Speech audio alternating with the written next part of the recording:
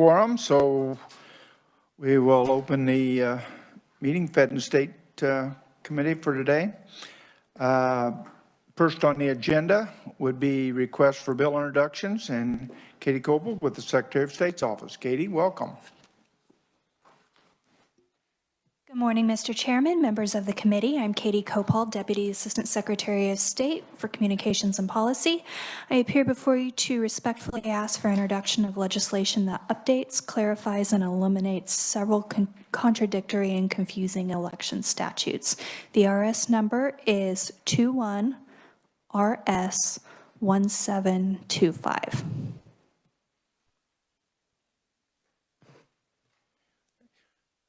Committee, is there any objection to any questions or objections to introducing this bill?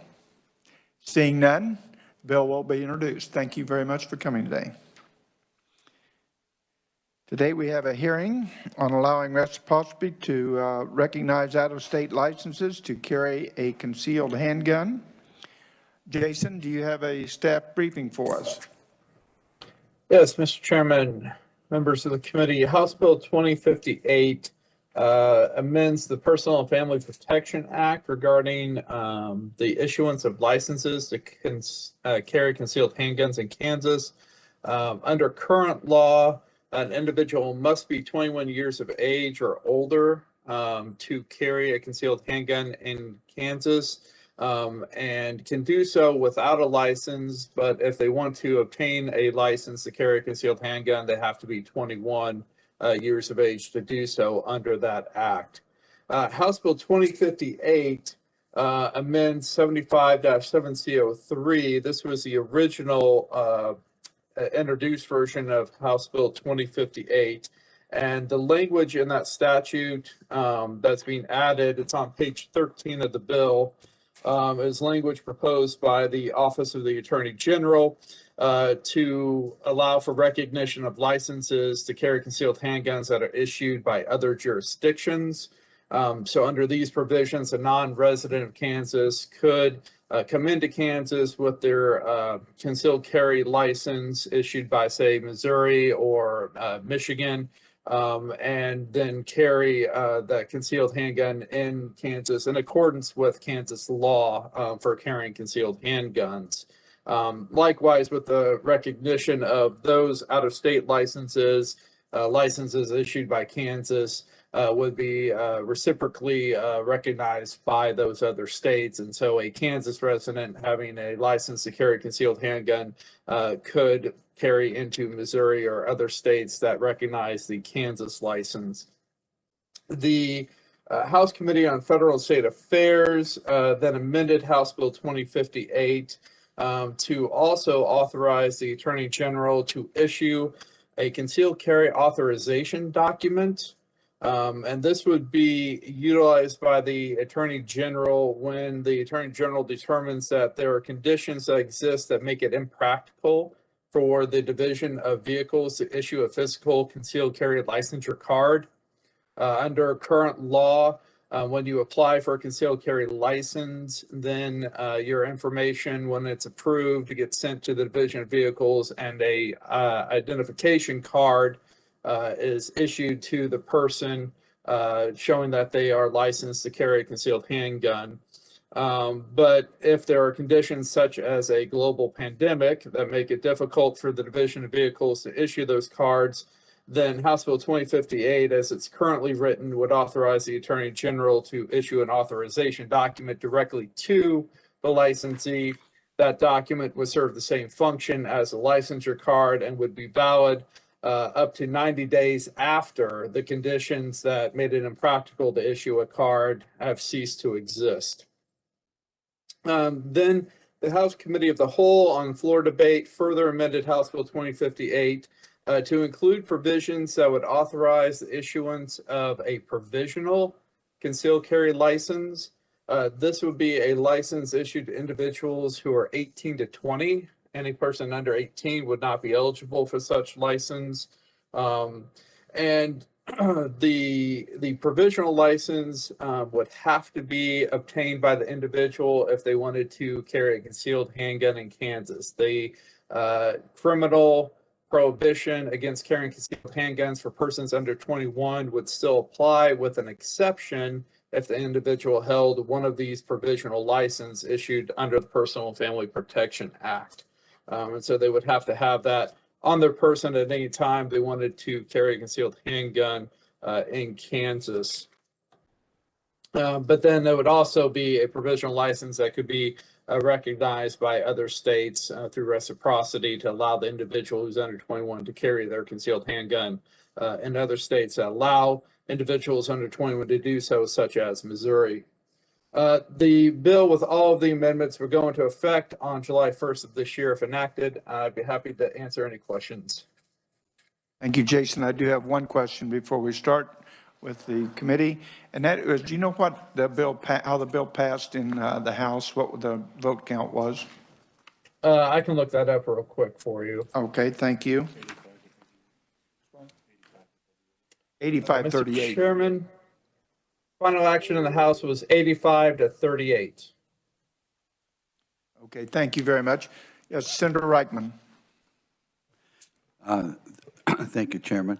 One question, how many reciprocities to how many other states would this affect?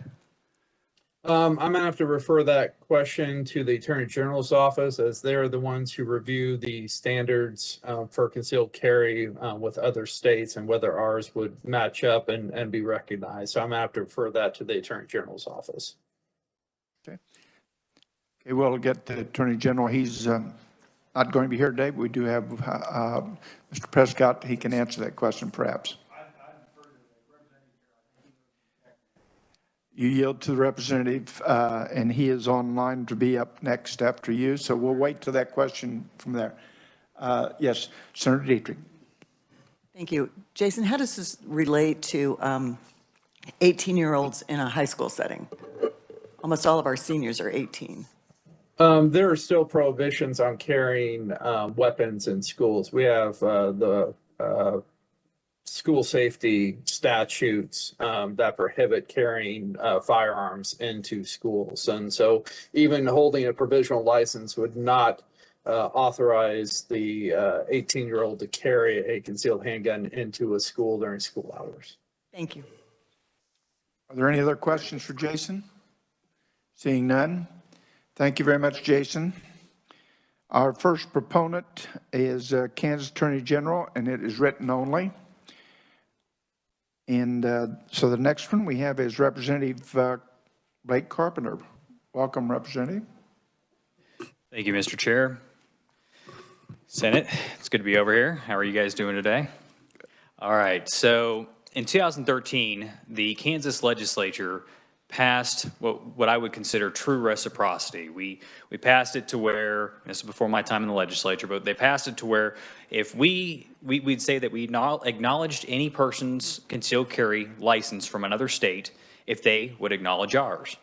And so we operated off that for about 2 years until 2015. In 2015, the state of Kansas passed constitutional carry, and in that time, we accidentally struck the true reciprocity language.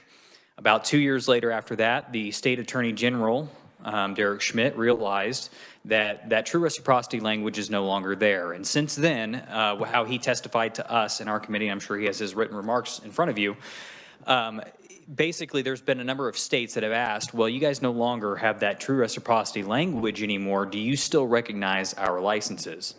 And so the problem is that we've been able to say, yes, we still recognize your licenses. However, there is a technical issue where if somebody under the age of 21, say in Missouri, they're able to carry at 19 and 20 years old, concealed carry, and they come over to the state of Kansas, they are now breaking the law. And if a law enforcement officer were to arrest this individual, they could prosecute them on having a concealed firearm under the age of 21. With basically how our current law is written. I do not know of any such cases that have occurred, but I would rather not tempt fate and would rather not have that happen to individuals when they come here to the state of Kansas. So The Attorney General, for a number of years, and we've passed it 3 times now out of the House, so thank you guys for considering this legislation. The Attorney General has pushed for the reciprocity language itself. And the reciprocity will, again, allow those other states and us to coordinate or allow those licenses. Right now, it's 39 states, Representative, that recognize Kansas's concealed carry licenses. It's 40 if you were to count Kansas itself, but we are a constitutionally carry state, so it's 40 currently, if you count Kansas. And so from there, we had the debate on the House side that if we were to allow this, there's about 13 states that allow people under the age of 21 to carry a concealed handgun. So if we were to pass this reciprocity language, then we would be allowing citizens from other states to have more rights than our own. And so we felt that it was appropriate to allow those 18, 19, and 20-year-olds to get provisional licenses here in the state of Kansas so that they would also have the same amount of rights as somebody else from another state. And they would have to go through the same training. They would have to go through all the same hoops in order to facilitate getting that license. And so that's just kind of where we're at today, you know, and as far as the other provision in here, which was formerly House Bill 2089, which is the emergency language, we did amend that over on the House side as well. And that obviously arose because of COVID-19, and the governor was doing executive orders in order to delay people from renewing their driver's licenses. Well, because of all the COVID and all the Department of Revenue offices shutting down, well, in order to get a concealed carry license, you also have to go to the same facility, and they print off a same license, except for instead of driver's license, it says concealed carry license. And so, additionally, and finally, this is my last point, when it comes to 18, 19, and 20-year-olds, they can already carry handguns. They can already open carry. If they were to just put a jacket over the top of their handgun, now they're breaking the law. So with this, it just makes it to where they go get the training, and they have the ability to conceal carry. Mr. Chairman, I will stand for appropriates at the appropriate time. I do, however, have floor action here relatively soon. So thank you. I'll ask for questions. Does anybody have questions? Representative Carpenter. Yes. Senator Faust-Godot. Thank you, Mr. Chairman. So sorry for my tardiness. The weather's always bad in Wichita from there to here. Representative Blake Carpenter, so you were talking about the training. So how long is that training, and what would it entail for those 18 years of age? Thank you, thank you, Senator, for the question. See, not used to being in the Senate over here. So right now, the people who train or who teach the concealed carry courses must submit their curricula to the Attorney General's office for approval. Once they are approved, then they will teach the law as to what it is, the Family Protection Act. You know, so you can't take, they'll do a day worth of here's what the law is, here's what your rights are. You can't take your handgun out, shoot it into the air as a warning shot. That's against the law. If you're gonna, you know, if you're gonna take your firearm out, you need to aim at the target, basically. So they teach you all the aspects of the law so you don't break it when you're concealing and carrying. Additionally, what they will also tell you is that when you travel out of state, you must know what the laws of the next jurisdiction are. So if I go to Oklahoma, for instance, the laws there are different than the laws here. So I need to make sure that as a concealed carry holder, I'm following all of their laws because I am subject to their jurisdiction at that point in time. And then after they've done all of that review, the next day, so you can either try to compact it all into one day, but mine was a 2-day course when I took it. The next day we did a shooting test, and you had to get specific shooting requirements in order to pass. And the instructor of your class would have to certify that you hit the target with the appropriate score in order to pass the class, in order to submit that to the Attorney General's office. Mr. Chairman, if I may, so you're saying for 18-year-olds, it would just be a 2-day training, and they would get the same training as everybody else who has a standard license currently. And would they be required to go to certain training facilities, like in Wichita, we've got the Bullseye? I mean, is it just a public facility, or is it something where we're requiring them to go to? Yeah, so they would have to perform a shooting test. And so when I did mine, I believe it was at the Bullet Stop. But I know that Range 54, for instance, that it's there in Kellogg on Wichita, I believe might be also in your district, maybe. Okay, yes. So they teach concealed carry courses themselves, and after they do their classroom instruction time, they do go out to the range and then shoot out at the range once they've completed the class coursework. And Mr. Chairman, this is my last question for Representative Carpenter. So the concern now with COVID, and we're hearing that a lot of young people are they're depressed because of staying in with COVID. Suicide rate is up. So how would you address that point of concern? Thank you, Mr. Chairman. Thank you, Senator. I think that there are a number of mental health bills here within this building that have the ability to address our suicide rates. And I think that if we, make an effort to put more resources towards our mental health funding, that would greatly assist in some of those issues that you just described. Are there any other questions for Representative Carpenter? Yes, Senator Clutes. Thank you, Mr. Chairman. Just for a little bit of clarity. So currently you said a 18, 19, and 20-year-old can open carry. Yes, sir. Okay. And does that individual need any training to open carry? No, sir. Okay. So at 21, they could automatically conceal. 21 appears to be the magic number, sir. Okay. So then this bill would kind of help these ones that didn't have any training get training prior to 21. Yes, sir. And my understanding with how the bill is written, if they were to get a provisional license, those are 4-year licenses. So if you get one at 18, by the time you turn 21, that'll only be 3 years. And so your provisional license would roll into a standard license at that current point in time. Okay, thank you. Thank you, Senator. Are there any other questions? Seeing none, thank you very much. Thank you, Mr. Appreciate you Chairman. being here today. Our next lady, State Director of the Kansas NRA. Welcome, Travis.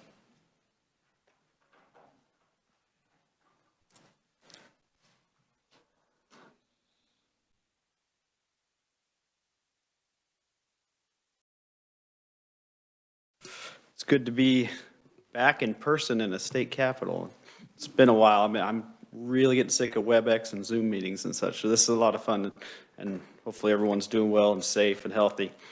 A little bit of historical context. The previous speakers have done a good job kind of explaining how we got here. I was in the House as a member of the House when we passed this change, and it's actually called universal recognition. So Kansas decided to recognize universally other states' permits. Prior to that, I believe the standard was their training and standards qualifications had to be equal to or greater than. So prior to 2013, that was the standard. For those 2 years that this was in place, we recognized other permits, period, universal recognition. That was inadvertently stricken during the constitutional carry law that was passed. Unfortunately, it wasn't. I don't believe anyone knew about it, thought it was intentional. It just kind of slipped through the cracks there. I don't recall any debate of anyone saying, no, we need to get rid of universal recognition at that time. I think it was just an inadvertent mistake that was not caught. So the Attorney General brought this to everyone's attention a few years back. We tried to deal with it for several terms here. The last time this bill passed out was in 2017, I believe. Passed the House, got stuck, bottled up in the Senate, and didn't go anywhere. So it's something that has been simmering for a few years, and something we would like to see done. A few other points beyond my written testimony. When that did pass, universal recognition, I believe it passed 38-0, and even Governor Kelly voted for it. So it was very non-controversial at the time. Times changed, I guess, and it was a little bit more contentious now. When we passed this fix in 2017, there's a difference between how it's structured. That bill just lowered the age of our permit to 18.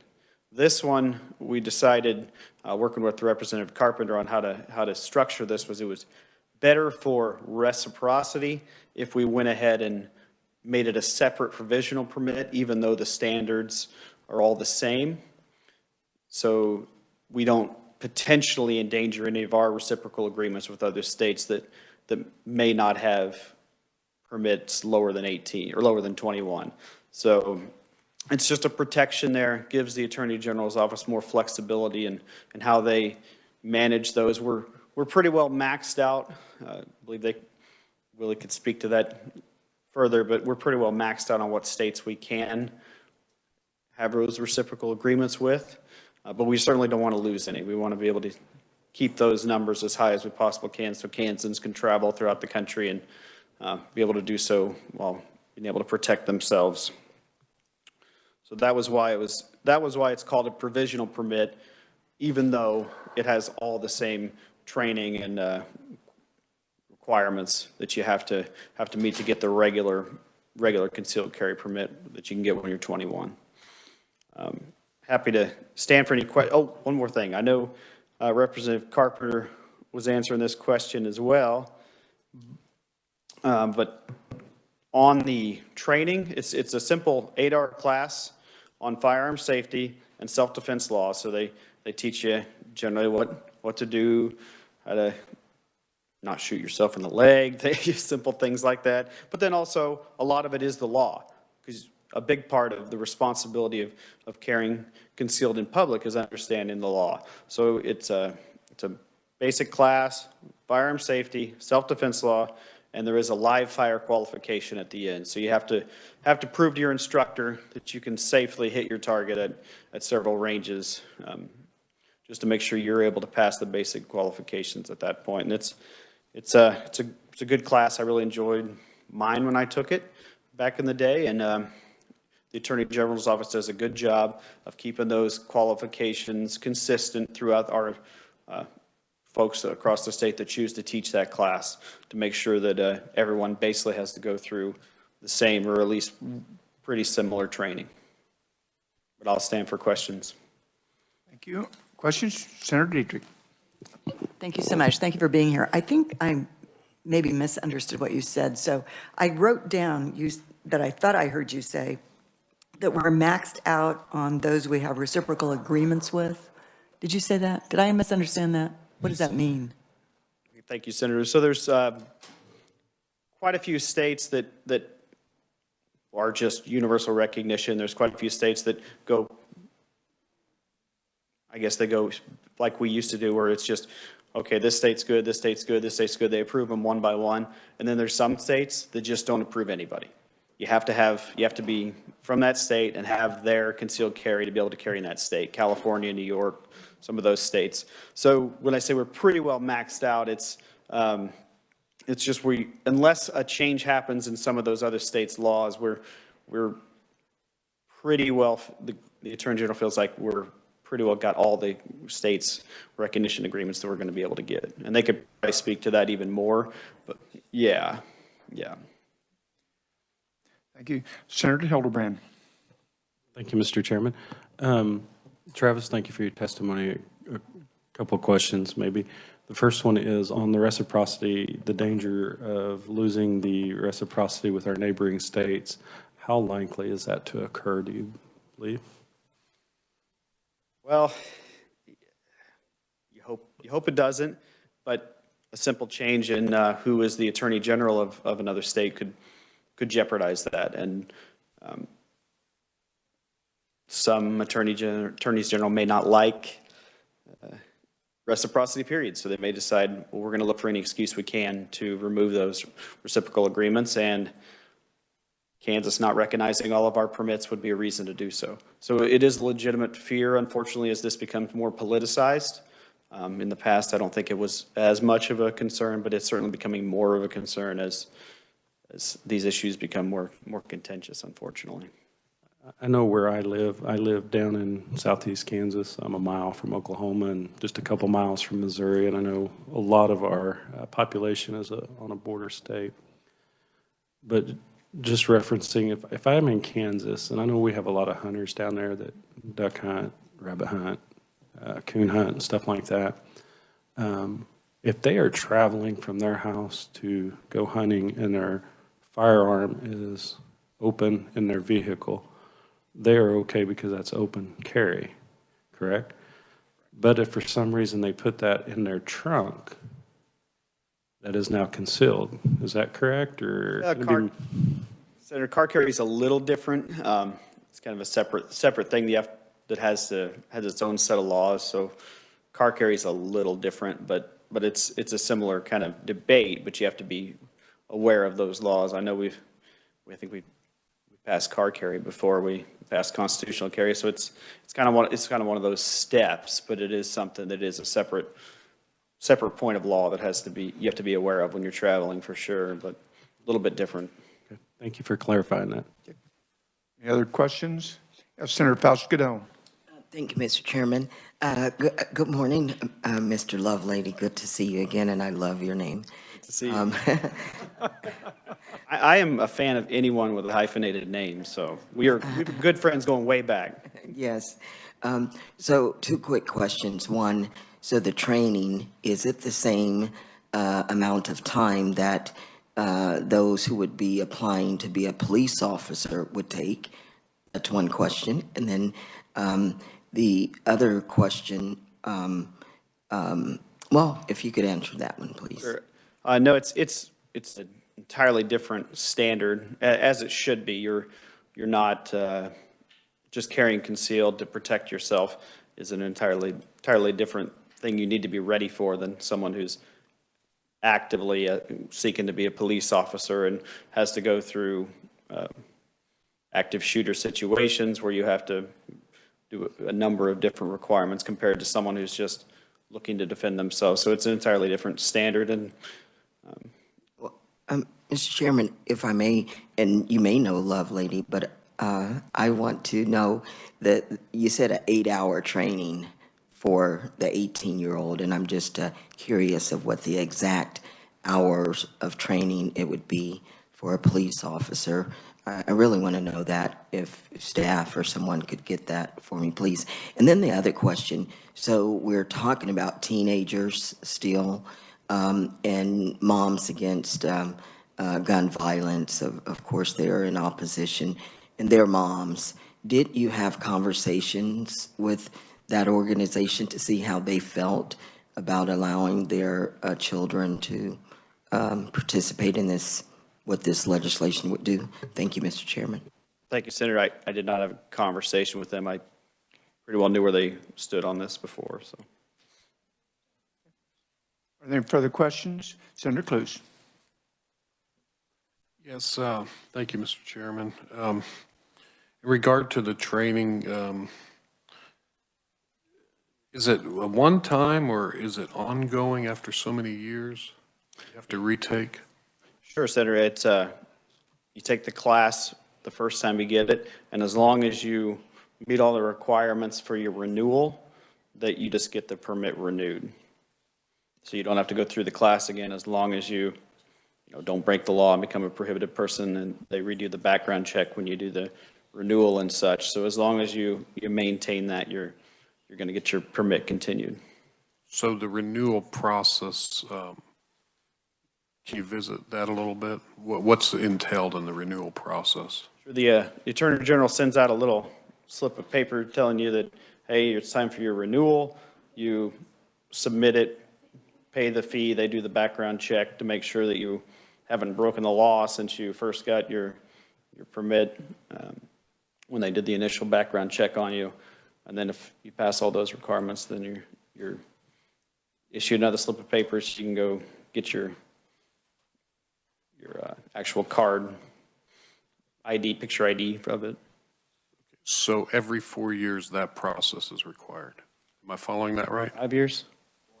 4? Okay, 4 years. So they do a new current background check every 4 years?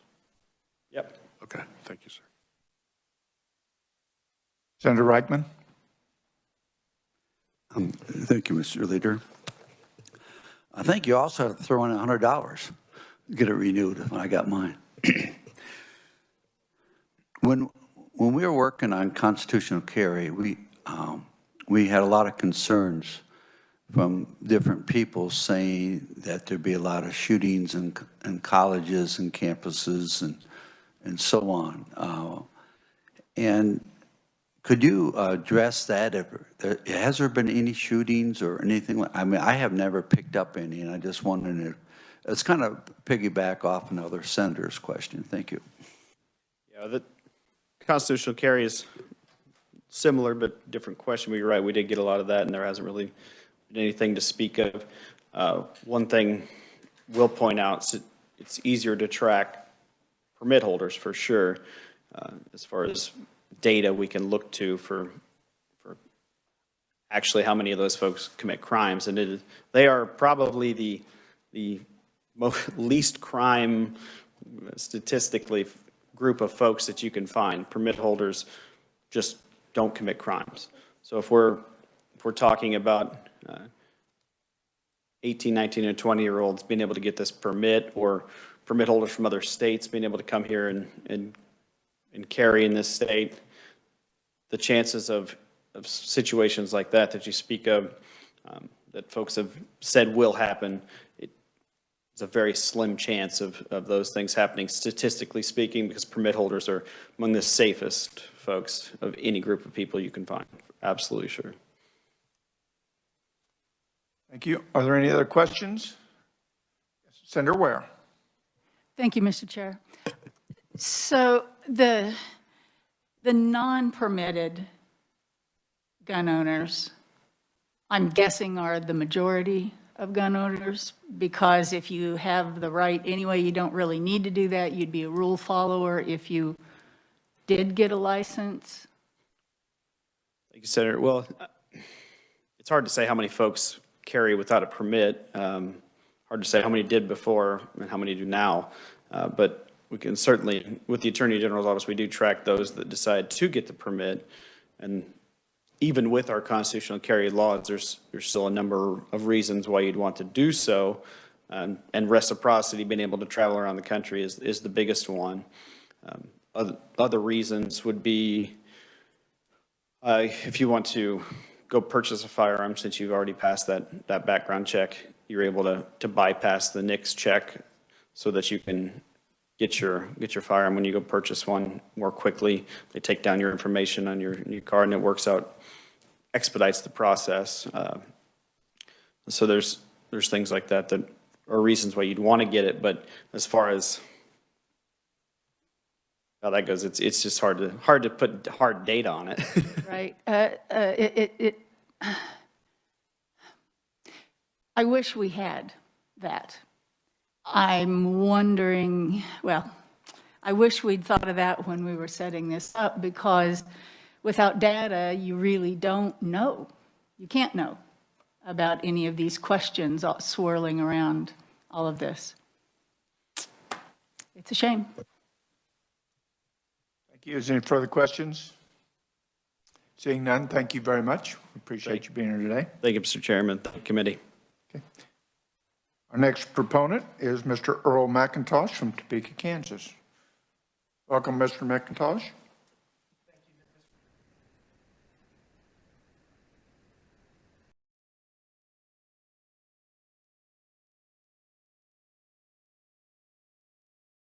Thank you. Thank you, Mr. Chairman and committee members. I appreciate the opportunity to speak on behalf of this bill. I'm here in support of House Bill 2058. I know it deals with two parts, reciprocity, and the other lowering the age to conceal carry to 18 with a provisional permit. I'm not going to talk about reciprocity. I'm here in support of lowering the age to 18 to be able to conceal carry. I completely support it. I think it'd be great benefit to the state of Kansas, and especially to the age group that will serve. I'm an NRA certified instructor. I've helped teach firearms and safety as a volunteer for the Boy Scouts, Jayhawk Area Council here in Shawnee County for almost 20 years. I am not here representing the Boy Scouts at all. I'm here representing Earl McIntosh. I just want to make sure that's clear. So for the past 20 years, I've helped teach ages 5 through 20 firearms safety and instruction. For the past 6 years, there's a program within Venturing, or Scouts, called Venturing. It's for boys and girls ages 14 through 20.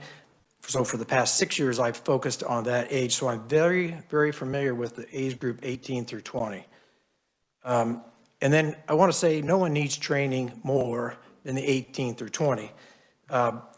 Currently in Kansas, if you're not in Scouts or 4-H, you have no access to firearms training at all. And so no one in Kansas offers that. So if we pass this bill, that would allow and incentivize instructors across the state to offer new training and different types of courses. And so not only would they be able to teach the concealed carry, they would also teach additional classes on their own. So people who are 18 and above can follow up after their concealed carry training. Right now, as the previous speaker spoke, 18 through 20 can already open carry a firearm in their car and on their person. So this new bill will allow them the choice to learn about firearm safety and the law. But if this bill is passed, it would not just let any 18 to 19-year-old carry concealed. There's a vetting process. So obviously, what's stated before, there's an FBI background check. There's 8 hours or more training, and there could be more depending on the instructor. There also has to have a shooting qualification, and this person would have to pass all 3 of those in order to qualify for this provisional permit. In addition to that, they would have to pay $200 to $300 depending on who the instructor is. So if someone 18 to 20 sought out a concealed carry provisional permit, there's a huge commitment in that. And so it's not taken lightly. I've attached a document, and I get my information from handgunlaw.us, handgunlaw.us. I think they're the best source of concealed carry information that you can find.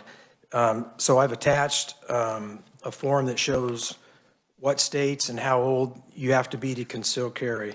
And so there's 24 states that allow some form of 18 to 20 carry. So if we pass this bill, Kansas would not be reinventing the wheel. And in those states that allow 18 to 20 carry, for the past many years, there has not been all these problems that have been, people have been discussing. If there were, they would have changed the law. Okay, it's worth noting that in Missouri and Oklahoma, they allow 18 and above to conceal carry. Now, they also have a permit, but in Oklahoma, there's differences between the two. In Oklahoma, they allow National Guard, reserves, active duty military to conceal carry without a permit. But if you go to Missouri, and I get this information from handgunlaw.us, they passed constitutional carry there in January of 2017. So their 18-year-olds and above can conceal carry in Missouri without a permit. Now, they do have a permit, and their permit is 19, but I have the law number here. But I just wanted to know that 18 through 20 are conceal carrying all over the country. So it's not just, it's nothing new. I want to mention another state, and I'm not going to go through each state. Vermont. Vermont has allowed 18 and above to conceal carry since 1791.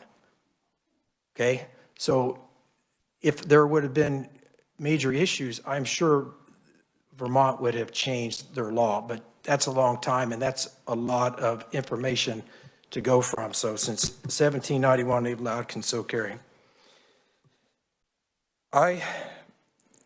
This law really needs to be passed in Kansas for that age group, 18 to 20. They so need it.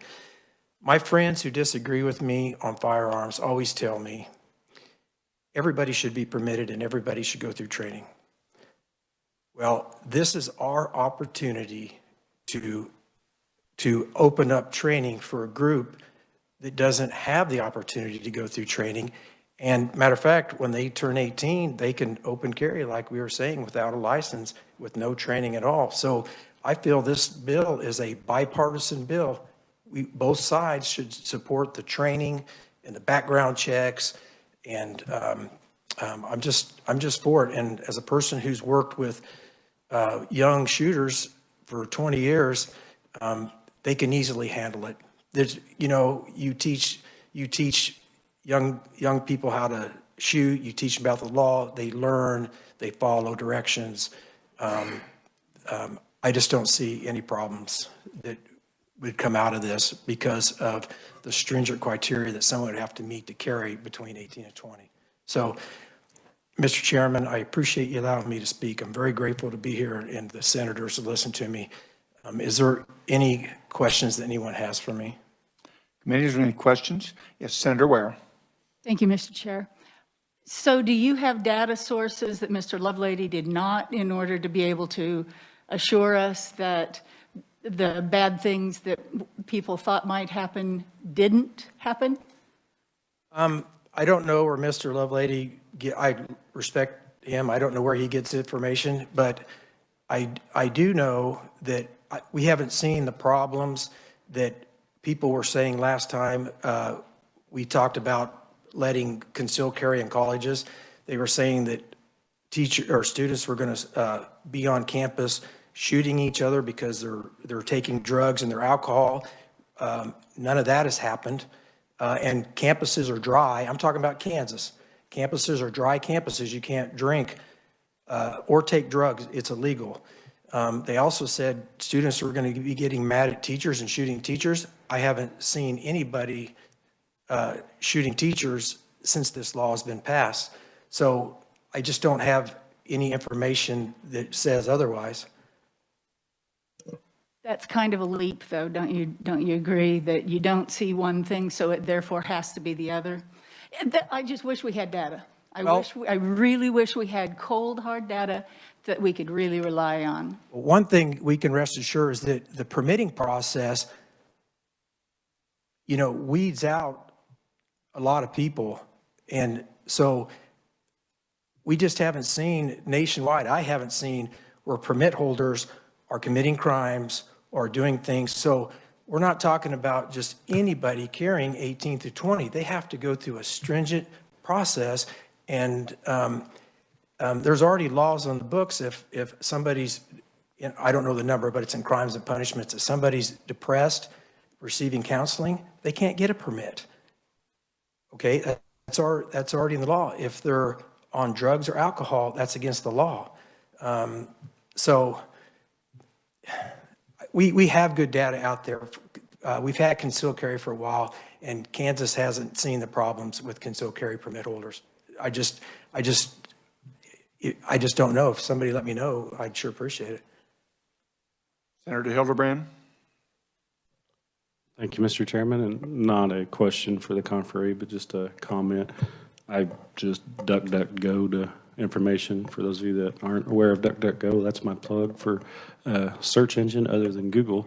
So I just looked it up, and PolitiFact did a fact check on the vast majority of crime that is gun-related is committed by people who illegally are possessing that firearm. They put mostly true. They base their assumption off of some of the facts, but they also polled convicts and asked them how they got their guns, and the vast majority of them actually did say they got them illegally. There was FBI keeps track of lawfully carried guns and unlawfully carried guns. Almost 80% of crimes committed with guns were not carried by the firearm owned by them, but by someone else. So there's plenty of facts out there to show that it's not the lawfully carrying firearm carrier, but it's the ones that break into your house and steal it. And stealing, it's a crime, so is using that for another crime. So we've already got laws against that, and they're not working. So why criminalize those that are illegally carrying? Any further questions? Senator Faust-Godot. Thank you, Mr. Chairman. Thank you, sir. So you said your main piece was the age 18-year-old factor piece in this legislation. So what is your, tell me your exact reason again for wanting to lower the age? Was it something that recently occurred, or? Well, this just makes sense. We already allow, I have many reasons, but it's just, this is common sense gun legislation. And then, I mean, I really believe that. It should be bipartisan. We already allow 18 to 20-year-olds to open carry without any training or anything. And so now, and they have no access to training. So now we can open it up to instructors across the state in order to allow concealed carry and to get them to training. And so that's the main reason. But I have other reasons too. I believe that if you're 18 years old and you're a legally, that's what our society has said, 18-year-olds are legally adults, they should have the right to carry a firearm. And then I have a son in college. I have a daughter who's getting ready to go to college, and I want them to be able to protect themselves in case of whatever bad might happen. So. Mr. Chairman, thank you, sir. So I have a 25-year-old and a 27-year-old, and so they're always like, "Mom, I'm 18, I'm this old, I can do this," but the life experience and the emotional mentality, I guess that's one of my big concerns. So again, in the training, the background check of it, will they be looking for like depression issues or, those emotional issues that may have occurred in that teenager's life prior to applying for? I can't speak for the Attorney General, or I can't speak for, I'm only speaking for myself and my experience training ages 5 through 20, so that's all I'm speaking for. I'm always looking for that. We're always looking for how young people are feeling. So yes, I believe all instructors do look for that, and that's just my opinion outside of my realm of training young adults. But if we consider 18-year-olds adults, if somebody disagrees with that, change the age. I'm okay with saying 19, 20, just make it all uniform and consistent. I mean, that's really become an issue and a hot topic for everybody to talk about. But if they can fight and die for their country, they should be able to carry a firearm. And I think the permitting process really weeds things down. It's a major commitment, and especially for an 18-year-old. And usually if they don't have a mentor, I don't know if they would get a concealed carry permit. So thank you. I hope I answered your question. Thank you. Any further questions? No, thank you very much. You're welcome. Thank you. There were no written proponents. We'll go to the opponents. Angela Lee, Moms Demand Action. Oh, excuse me. I'm sorry. I missed one. Mr. Jason Watkins. Sorry about that. Jason Watkins, Kansas State Rifle Association. I got my testimony in late, so I wasn't going to say anything when you didn't call on me, Mr. Chairman, and I apologize, Connie. I also apologize that when you update your testimony, you have to hit save. And if you don't, then you get the House testimony, and you will see my concern about testifying in the House that while we were supportive of addressing the reciprocity issue, we were concerned that it would not allow 18, 19, and 20-year-olds who are Kansas residents to carry concealed in their own state. I think the ground has thoroughly been plowed on this, so I won't go back over all the testimony that's been given, but I do want to emphasize the fact that this is not saying that 18, 19, and 20-year-olds get to carry a firearm. They already have that right. They can already do that. The second they put on one of these, they're committing a criminal act. So you're out with your 18-year-old, you're hunting down in Sumner County, and your son has a .22 pistol, because if you come across a snake, you're going to shoot the snake with the .22 pistol. You've got your shotgun because you're bird hunting, right? Gets a little cold as the afternoon goes along, so you put on a sweatshirt. Now all of a sudden that 18-year-old's committing a criminal act. So again, this is not giving anybody, 18, 19, 20-year-olds the right to carry a firearm. It just allows them to put on a jacket or a sweatshirt. I think another key benefit is it does require training. Right now, as previous conferees have said, you're 18, 19, 20 years old, you can open carry, no training, no background check, no nothing. Now we're going to let you put on a jacket, but in order to do that, we're going to make you go through training. We're going to do a background check. We're going to make you pay a fee. If you're concerned about 18, 19, and 20-year-olds and their responsibility in carrying a firearm, you should be the folks that champion this, because now there is training required. So we appreciate the time today, Mr. Chairman. I would appreciate the bill being passed out favorably, and of course, happy to answer questions. Thank you. Is there any questions? Yes. Oh. Senator Fasquedo. Thank you, Mr. Chairman, and thank you, Vice Chairman, for recognizing me. Jason, do you have knowledge of the background check prior? I think earlier someone's testimony mentioned the FBI, and that information is in that background check, the status of one's mental status. Thank you. Yeah, I think, and Willie or somebody from the AG's office may be better to answer that. The background check, I think, deals with criminal history, but there is a questionnaire that relates to drug and alcohol use and mental health issues. Okay. Yes. Willie, do you want to expand on that? Yes, and I State your believe, name. do we have our attorneys Willie, available? state your name first. Willie Prescott with the Attorney General's office. I believe we have people online. Have they signed in yet? We have representatives from attorneys from the Attorney General office.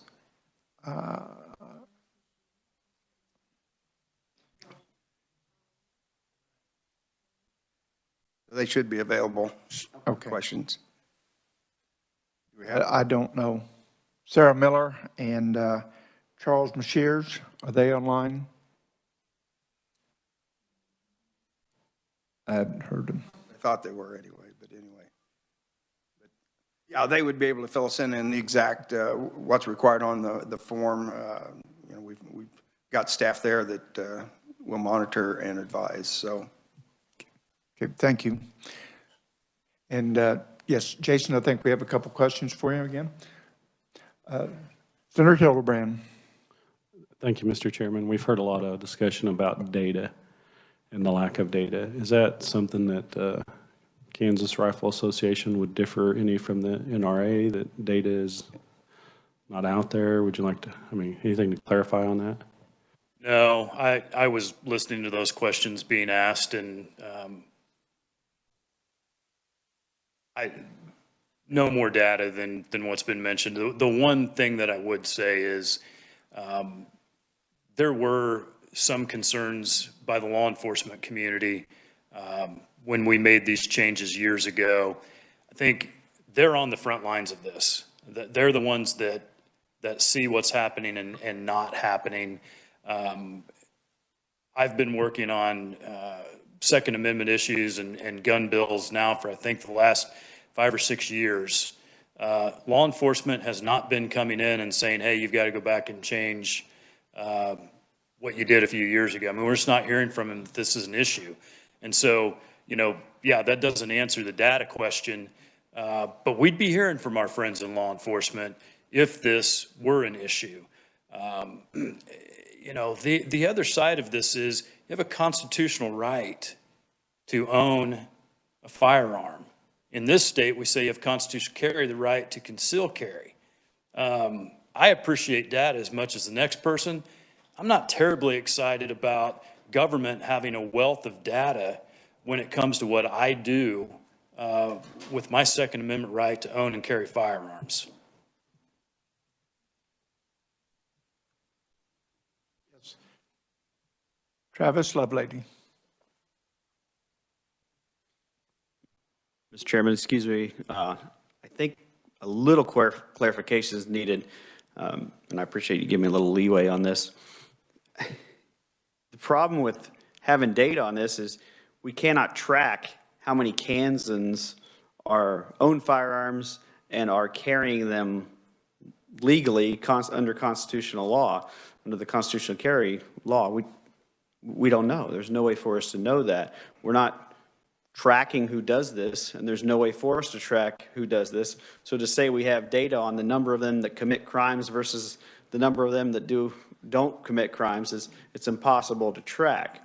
So when I say we don't have data, there's really no way for us to have data except for to do a survey and you say, hey, do you carry constitution without a permit? And even then it's still who answers the survey, what kind of data we can get on that. So it's really not something we can track. Now, permit holders, we can track. We know who they are. We know if they commit crimes. So we have hard data on that specifically for sure.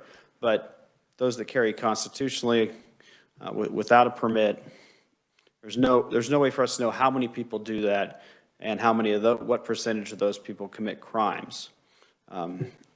Kansas doesn't have any kind of registry of that nature.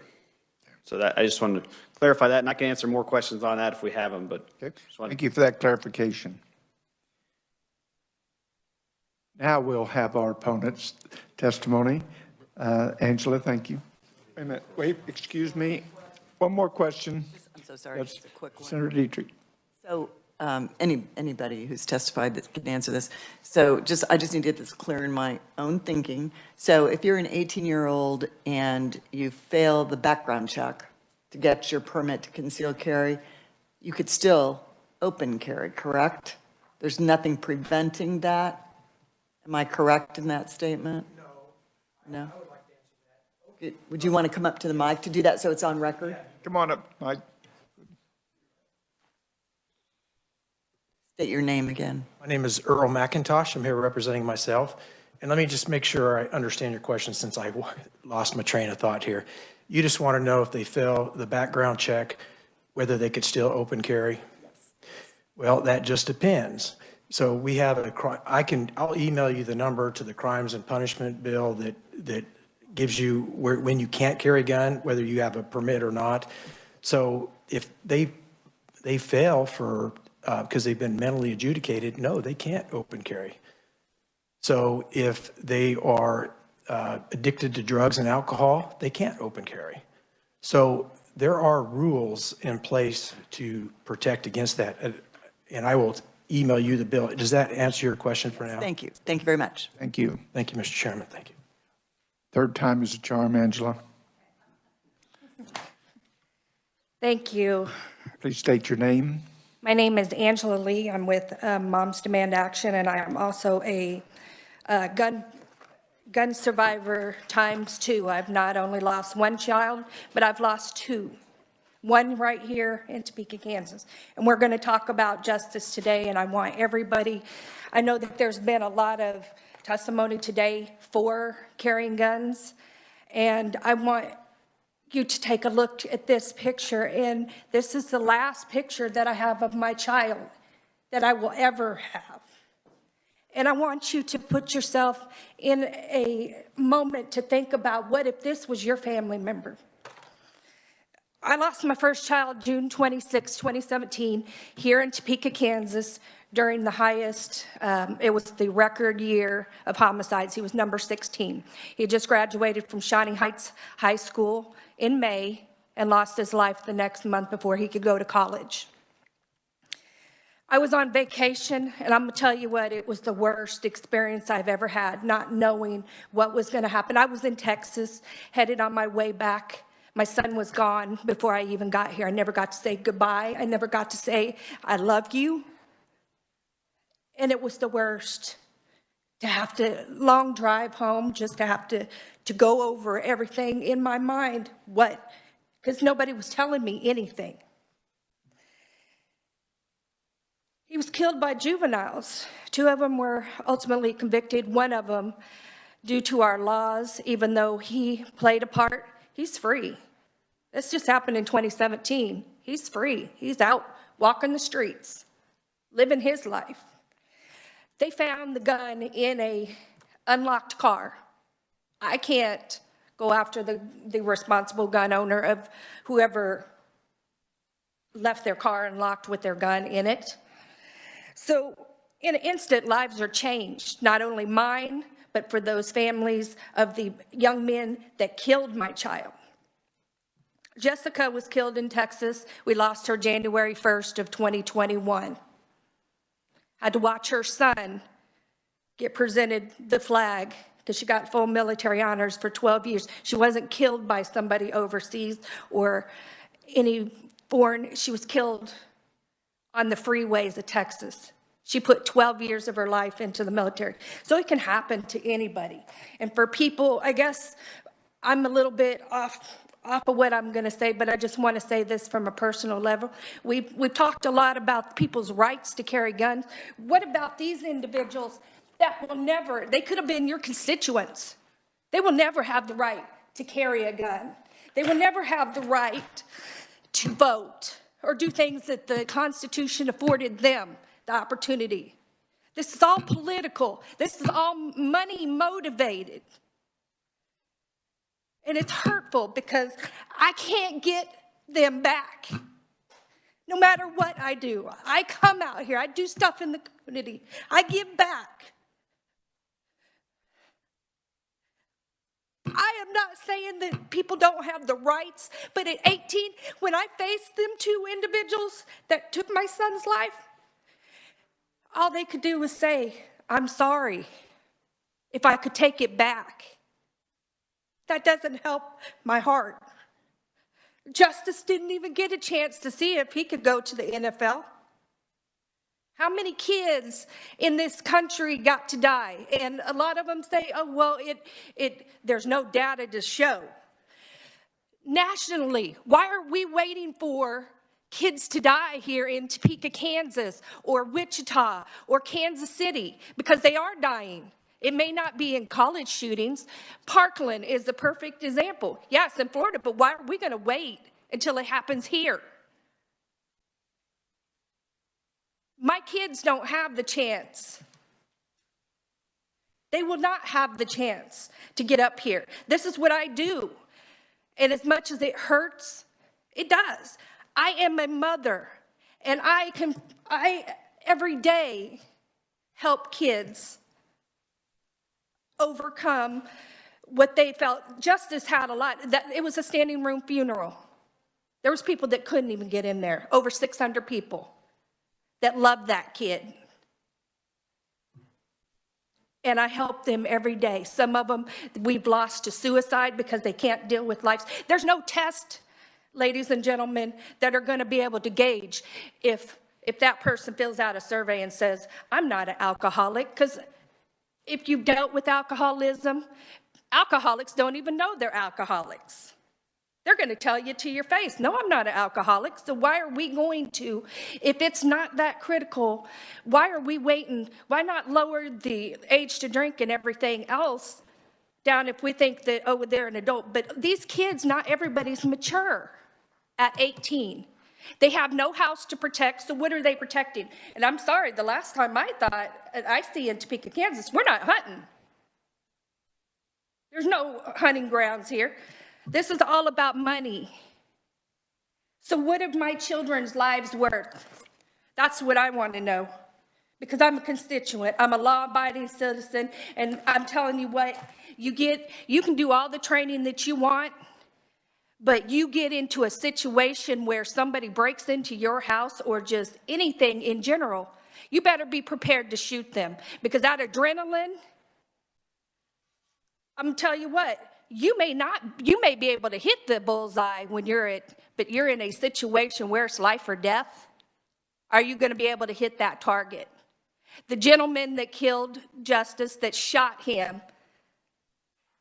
told us in court, I thought I was going to die.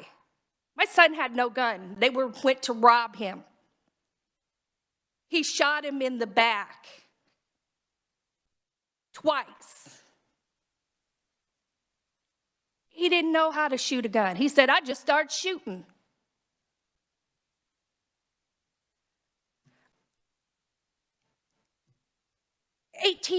these 18 to 20-year-olds are the ones out here doing these things and out here taking these lives at nearly 4 times higher than adults.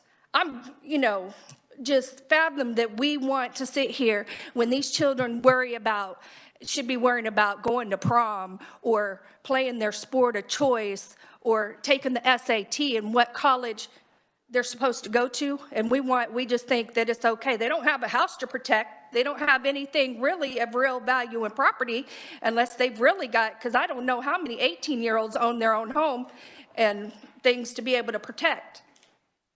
But we're going to fathom turning around and putting a gun in their hands. And we see it every day. No, we haven't had a whole lot of major incidents here, but I'm telling you what, that in 2017, those 30 lives that were lost here in Topeka, the record year, that should be enough to put aside. They can wait till they're 21. Till we get it right. We owe these kids the benefit. Yeah, these kids that want to carry these guns, that may be your right, but what about their rights? They deserve to live. They didn't deserve to die at 18 and 30. Jessica has a son, a 10-year-old son, that's now going to grow up without his mother.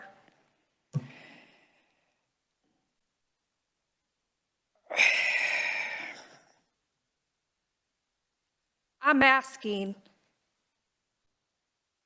that you think about your own family. What if this was yours? We can't guarantee. None of this, even if there is data out there, we cannot guarantee that it will not happen here.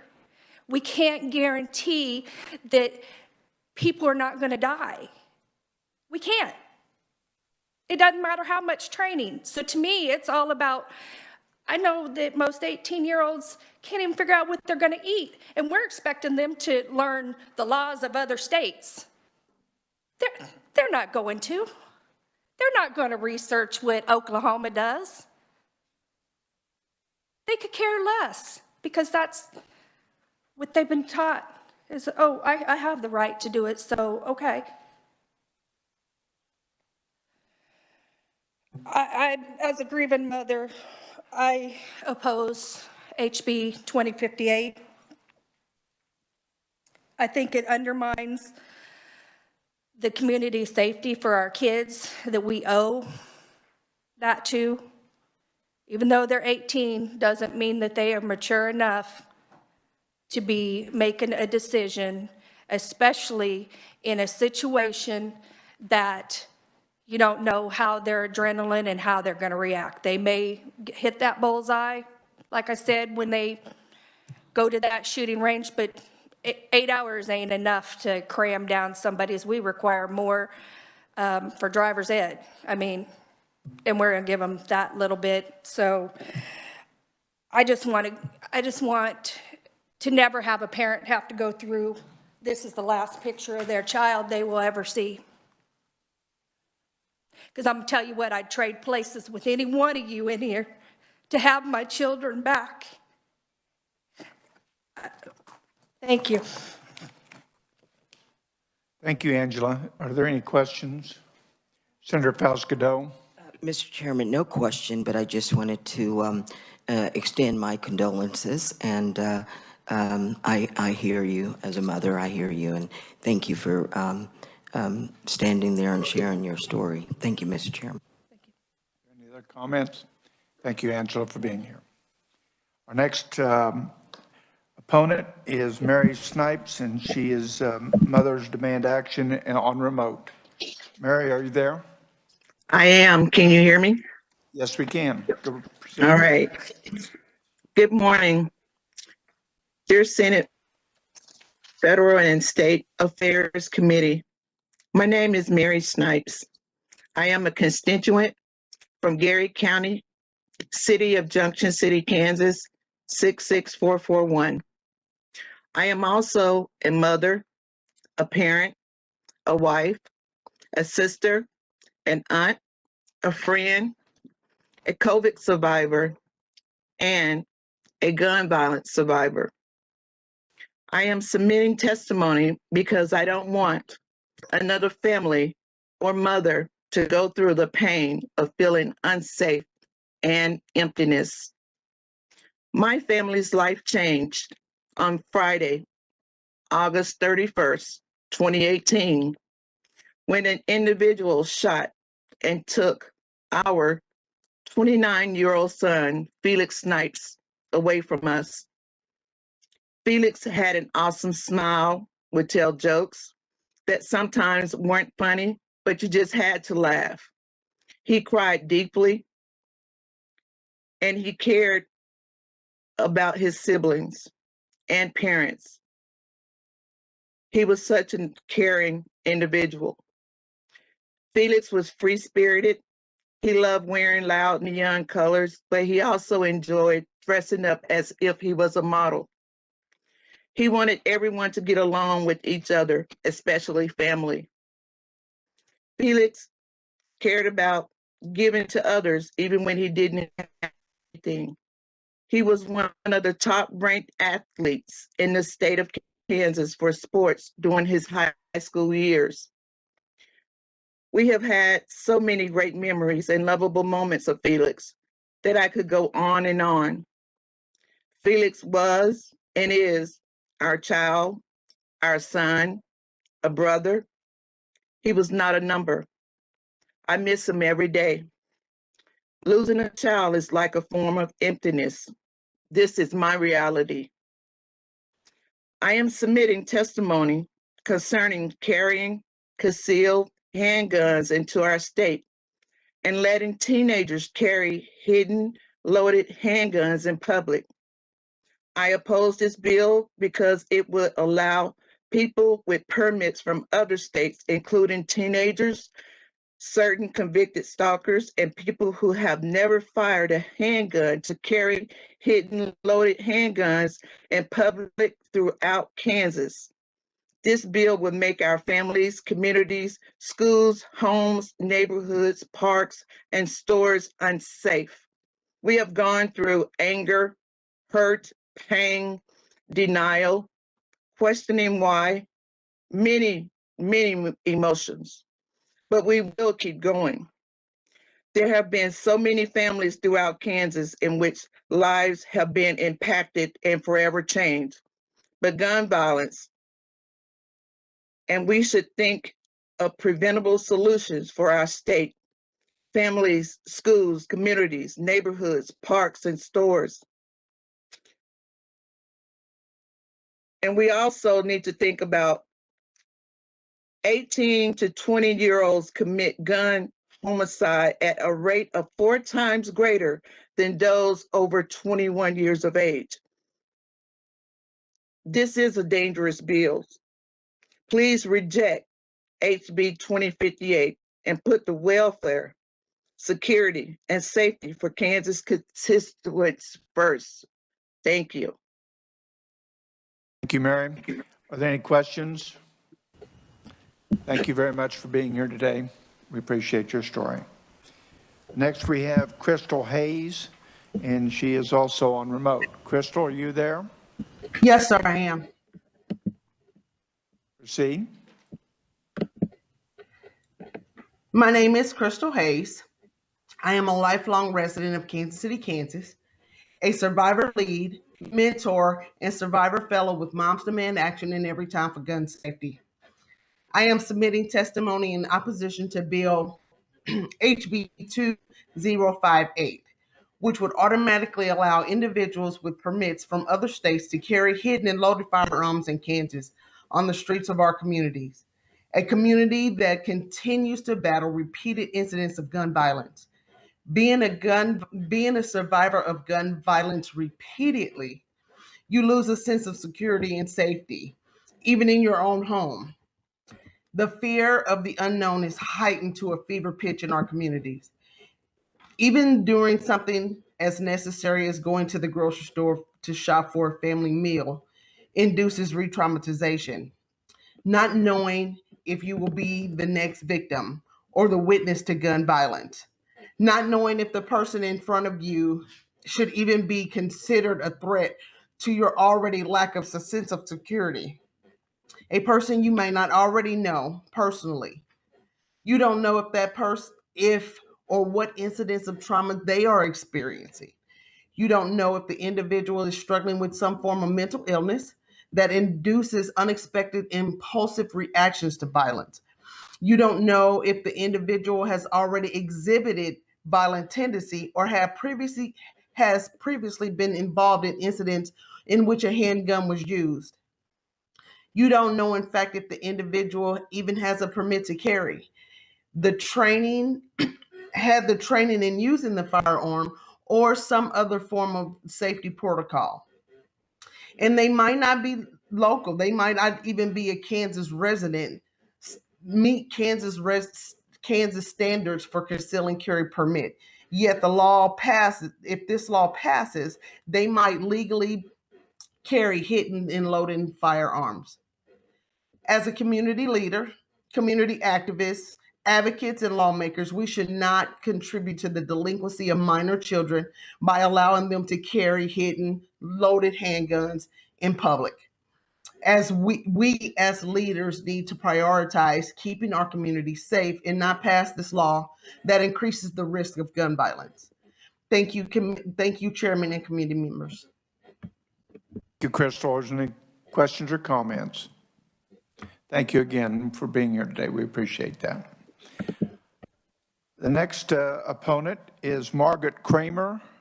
And Margaret, are you online? Yes, I unmuted and I will attempt. Can you hear me? I'll attempt to start the video. Yes, we can. Thank you. Okay, maybe the video isn't going to work. Okay. My son has a poker face. We're really surprised when he dropped by unexpectedly last Friday and broke his side. His best friend, about 20 years old, had the intent to shoot himself. This is not a rational age group because they do not take the long view. Breaking up with a girlfriend, being in debt, or getting fired from a job can be the end of the world. About 70% of the homicides in Kansas are attributable to suicide, and many of these are young people. Having a gun at home to protect the family is one thing. Carrying a concealed gun in public is another. A police officer told my class that if there is an active shooter situation, law enforcement will shoot at whoever is shooting. They don't have time to sort it out. Therefore, the citizen vigilante who takes the law into his own hands is as likely to be shot as a criminal. If someone wants a gun for protection, what's wrong with mace, or as we learned about lately, bear spray? If someone homicide and a jury determines that it was not justifiable self-defense, that person may find himself or herself behind bars for a long, long time. Also, whether or not you were elected when we debated campus carry a few years ago, the argument for guns on campus, where they absolutely don't belong for the above reasons, was that because the legal age to carry a gun is 21, only the seniors and graduate students might have them. Lowering the concealed carry age to 18 totally destroys that argument. As people of faith, we know that God repeatedly tells us, fear not, fear not, trust in Him. If we allow more and more people to have guns, under more and more circumstances, we will have more and more gunshot deaths. I challenge anyone to argue otherwise. But equally importantly, what kind of community will we have created if everyone is carrying a gun and you might lose your life to an armed person when shopping at Walmart? Thank you very much for your consideration. And I stand for questions. Thank you, Margaret. I guess any. Yes, thank you, Margaret. Do we have questions? Yes, Senator Palscado. Thank you, Mr. Chairman. Ma'am, did you say you were a school teacher? I taught at the University of Kansas. And when we were debating campus carry, I had a police officer come and speak to my class. And he said to them, hey, you think you're going to get a gun to protect yourself? If you're out there shooting, it's a good chance that law enforcement is going to shoot you. Mr. Chairman, if I may, so I think there's only 2 of us on this committee currently who was on the committee during the hearing of carrying on college campuses. I remember there were 400 people that signed up, Mr. Chairman, in opposition of the legislation, and 3 people testified in favor of the legislation, and it passed, even though 400 people were in opposition. So, and I'm thankful that no major problems have occurred. I represent Wichita State University in Wichita, and I've not heard of any major problems occurring. But, Mr. Chairman, I also want to say that I just received an email from Sunny Smith, who her 9-year-old son, this would be the 2nd year, he was killed at a play date by his 8-year-old friend because the lock box in the home was broke. I introduced Royale's Law to advocate for perhaps lock boxes having the thumbprint to open them. And I am concerned too, I think you mentioned, Margaret, is that your name? Yes. Thank you, ma'am. I think you mentioned, did you mention suicides or in your statement, and what was your comment on that, just to reiterate? Thank you. According to statistics that Moms Demand Action has in Kansas, 70% of the homicides are due to suicide. You know, not self-protection or any of that other stuff. 70% are due to suicide. So when there's a gun in the home, it is most likely to be used against someone in the home, either the teenager shooting himself or in domestic violence situations. Are there any other questions or comments? Not, thank you very much, Margaret. We also have in your packets, committee, 12 written opposition. Please take and read those.